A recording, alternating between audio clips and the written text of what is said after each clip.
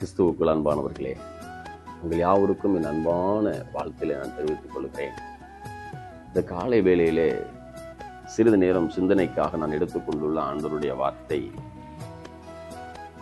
கர்த்தர் ஞானத்தை தருகிறார், அவர் வாயிலிருந்து அறிவும் புத்தியும் வரும் என்று சொல்லி ஒரு அருமையான ஒரு வசனம் இருக்கிறது.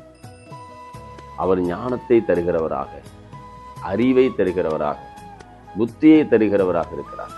அவரிடத்துல கேட்கும் போது இதெல்லாம் நமக்கு கொடுக்கப்படுகிறது.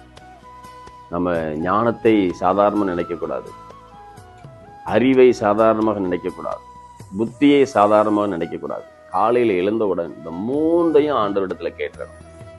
நீங்க வேதத்தை நல்லா வாசித்தீங்கன்னா அங்கு சொல்லப்பட்டிருக்கிறது, ஞானத்தை குறித்து சொல்லப்பட்டிருக்கிறது. ஞானத்தை நீங்கள் பெற்றுக்கொண்டால் அதனுடைய வலது கையில தீர்க்காயில் இருக்கிறது, அதனுடைய இடது கையில செல்வம் இருக்கிறது என்று சொல்லி போடப்பட்டிருக்கிறது. அடுத்ததாக அறிவை பற்றி சொல்லப்பட்டிருக்கிறது. அது உன் ஆத்மாவுக்கு இன்பமா இருக்கும். அறிவு இருந்துச்சு அப்படின்னா உன் ஆத்மாவுக்கு அது இன்பமாக இருக்கும் என்று சொல்லி திருமறை கூறுகிறது. புத்தி இருந்தது என்று சொன்னால் அது உன்னை பாதுகாக்கும் என்று சொல்லி இருக்கிறது. இவ்வளவு ஆசீர்வாதம் இருக்கிறது. காலை வேளையில் அதை தருவேன் என்று சொல்லுகிறார். நம்ம ஒவ்வொரு நாளும் ஆண்டவரே எனக்கு ஞானத்தை தாரும், அறிவை தாரும், புத்தியை தாரும் என்று கேட்போம். இப்படிப்பட்ட ஆசீர்வாதங்களை பெற்று மகிழ்வோம். ஆண்டவர் உங்களை ஆசீர்வதிப்பாராக.